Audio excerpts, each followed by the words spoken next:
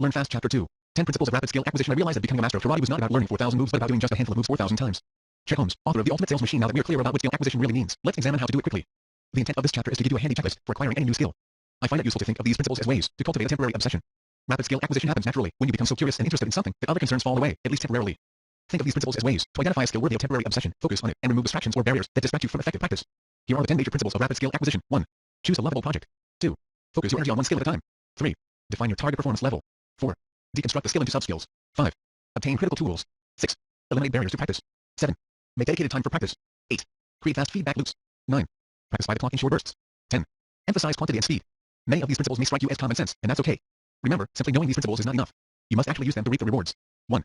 Choose a lovable project. Karl Popper was one of the greatest philosophers of the 20th century. He's the guy who popularized the idea of scientific falsifiability. In layman's terms, if you can't potentially prove something wrong by observation or experiment, it's not actually science.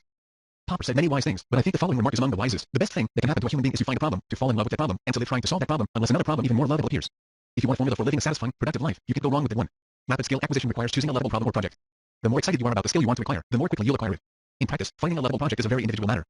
For example, learning to speak and write Mandarin Chinese is not on my current list of skills to acquire, because I have no urgent need to learn it at the moment, and I have a lot of other projects I'm more interested in tackling. If I decide to move to a Mandarin-speaking part of China in the future, it may become lovable, but I'm not there yet. On the other hand, I'm intensely interested in learning how to play Go, the world's oldest strategic board game, which originated in China more than 3,000 years ago. It's a beautiful game, and I've wanted to learn how to play it since I stumbled across it years ago. Learning to play Go requires study. The rules are simple, but accurately reading the evolving patterns of alternating black and white stones on the board is a challenge. Computers have dominated chess for years now, but even the best computers have a difficult time challenging an experienced human Go player. You naturally learn things you care about faster than things you don't. I'm currently more interested in learning how to play Go, so I'm going to learn Go first and save Mandarin for later. If you focus on acquiring your prime skill, that is, your most lovable project before anything else, you'll acquire it in far less time. 2. Focus your energy on one skill at a time. One of the easiest mistakes to make when acquiring new skills is attempting to acquire too many skills at the same time. It's a matter of simple math. Acquiring new skills requires a critical mass of concentrated time and focused attention. If you only have an hour or two each day to devote to practice and learning, and you spread that time and energy across 20 different skills, no individual skill is going to receive enough time and energy to generate noticeable improvement. Internalizing this principle is more difficult for some people than others. Personally, I've always had a Renaissance man sort of temperament. There are hundreds of things I want to learn at any given moment in hundreds of different areas. Emotionally, it's difficult for me to decide to defer learning new things I discover or hear about. 1. When I try to learn everything at once, however, I don't really learn anything. Instead of making progress, I spend too much time switching between different skills, getting frustrated, and moving on to something else. That's a recipe for extremely slow skill acquisition. Pick one, and only one, new skill you wish to acquire. Put all of your spare focus and energy into acquiring the skill, and place other skills on temporary hold. David Allen, author of Getting Things Done 2002, recommends establishing what he calls a someday maybe list, a list of things you may want to explore sometime in the future, but that aren't important enough to focus on right now. By adding an item to the list, you're temporarily absolving yourself of responsibility for acting or thinking about the idea until you decide to promote it to active status. I can't emphasize this enough. Focusing on one prime skill at a time is absolutely necessary for rapid skill acquisition. You are not giving up on the other skills permanently, you are just saving them for later. 3. Define your target performance level. A target performance level is a simple sentence that defines what good enough looks like. How well would you like to be able to perform the skill you're acquiring? Your target performance level is a brief statement of what your desired level of skill looks like. Think of it as a single sentence description of what you're trying to achieve and what you'll be able to do when you're done. The more specific your target performance level is, the better. Defining your target performance level helps you imagine what it looks like to perform in a certain way. Once you determine exactly how good you want or need to be, it's easier to figure out how to get there. In the words of Charles Kearing, the inventor of the electric automobile ignition system, a problem well stated is a problem half solved. How you define your target performance level depends on why you chose to acquire the skill in the first place. If your intent is to have fun, your target is the point at which you stop feeling frustrated and start enjoying the practice itself. If your intent is to perform, what's the minimum level of performance you're willing to accept at first? Once you reach your initial target performance level, you can always choose to keep going if you wish. The best target performance levels seem just out of reach, not out of the realm of possibility. As a rule, the more relaxed your target performance level, the more rapidly you can acquire the associated skill. If you're operating under a world-class mastery mindset, this may feel like cheating. You're just lowering the bar so you can win faster, right? That's exactly what you're doing, and it's not cheating. Remember, world-class mastery is not the endpoint of rapid skill acquisition. We are shooting for capacity and sufficiency at maximum speed, not perfection. It's important to note that some skills have safety considerations, which you should always include in your target performance level. Getting hurt or killed acquiring a new skill defeats the purpose. 4. Deconstruct the skill into sub-skills. Most of the things you think of as skills are actually bundles of smaller sub-skills. Once you've identified a skill to focus on, the next step is to deconstruct it, to break it down into the smallest possible parts. For example, playing golf is a skill that has many subcomponents, choosing the correct club, driving off the tee, hitting out of a bunker, putting, etc. Once the skill is deconstructed sufficiently, it's much easier to identify which sub-skills appear to be most important. By focusing on the critical sub-skills first, you will make more progress with less effort. Deconstructing a skill also makes it easier to avoid feeling overwhelmed. You don't have to practice all parts of a skill at the same time. Instead, it's more effective to focus on the sub-skills that promise the most dramatic overall returns. Deconstructing the skill before you begin also allows you to identify the parts of the skill that are important for beginning practitioners. By eliminating the non-critical sub-skills or techniques early in the process, you'll be able to invest more of your time and energy mastering the critical sub-skills first. 5. Obtain critical tools. Most skills have prerequisites to practice and performance. It's difficult to play tennis if you don't have a tennis racket, or learn how to pilot a helicopter if you don't have access to one. What tools, components, and environments do you need to have access to before you can practice efficiently? How can you obtain the very best tools you can find and afford? Taking a moment to identify critical tools before you start practicing saves precious time. By ensuring you have the resources you need before you begin, you maximize your practice time. 6. Eliminate barriers to practice. There are many things that can get in the way of practice, which makes it much more difficult to acquire any skill. These barriers can be anything from significant pre-practice effort, such as misplacing your tools, not acquiring the correct tools before practicing, or skipping setup requirements. Intermittent resource availability, such as using borrowed equipment or relying on a resource that has limited operating hours. Environmental distractions, such as television, ringing phones, and incoming email. Emotional blocks, such as fear, doubt, and embarrassment. Every single one of these elements makes it harder to start practicing and therefore decreases your acquisition speed. Relying on willpower to consistently overcome these barriers is a losing strategy. We only have so much willpower at our disposal each day, and it's best to use that willpower wisely. The best way to invest willpower in support of skill acquisition is to use it to remove these soft barriers to practice. By rearranging your environment to make it as easy as possible to start practicing, you'll acquire the skill in far less time. 7. Make dedicated time for practice. The time you spend acquiring a new skill must come from somewhere. Unfortunately, we tend to want to acquire new skills and keep doing many of the other activities we enjoy, like watching TV, playing video games, etc. I'll get around to it when I find the time, we say to ourselves. Here's the truth, finding time is a myth. No one ever finds time for anything in the sense of miraculously discovering some bank of extra time, like finding a $20 bill you accidentally left in your coat pocket. If you rely on finding time to do something, it will never be done. If you want to find time, you must make time. You have 24 hours to invest each day, 1,440 minutes, no more or less. You will never have more time. If you sleep approximately 8 hours a day, you have 16 hours at your disposal. Some of those hours will be used to take care of yourself and your loved ones. Others will be used for work. Whatever you have left over is the time you have for skill acquisition. If you want to improve your skills as quickly as possible, the larger the dedicated blocks of time you can set aside, the better. The best approach to making time for skill acquisition is to identify low-value uses of time, then choose to eliminate them. As an experiment, I recommend keeping a simple log of how you spend your time for a few days. All you need is a notebook. The results of this time log will surprise you. If you make a few tough choices to cut low-value uses of time, you'll have much more time for skill acquisition. The more time you have to devote each day, the less total time it will take to acquire new skills. I recommend making time for at least 90 minutes of practice each day by cutting low-value activities as much as possible. I also recommend recommitting to completing at least 20 hours of practice. Once you start, you must keep practicing until you hit the 20-hour mark. If you get stopped, keep pushing. You can't stop until you reach your target performance level or invest 20 hours. If you're not willing to invest at least 20 hours upfront, choose another skill to acquire. The reason for this is simple. The early parts of the skill acquisition process usually feel harder than they really are. You're often confused, and you'll run into unexpected problems and barriers. Instead of giving up when you experience the slightest difficulty, recommitting to 20 hours makes it easier to persist. Think of this approach as an exercise in grit. You're not going to let some silly little issue stop you from doing what you've decided you really want to do. You'll either solve the problem or do your best until you reach the 20-hour mark. At that point, you'll be in a better position to decide how to proceed. 8. Create fast feedback loops. Fast feedback means getting accurate information about how well you're performing as quickly as possible. The longer it takes to get accurate feedback, the longer it will take to acquire the skill. Take the art of cheese making, for example. The subtle chemical processes that create fine cheeses often take months or years to complete, and there's no way to rush the process without ruining the result.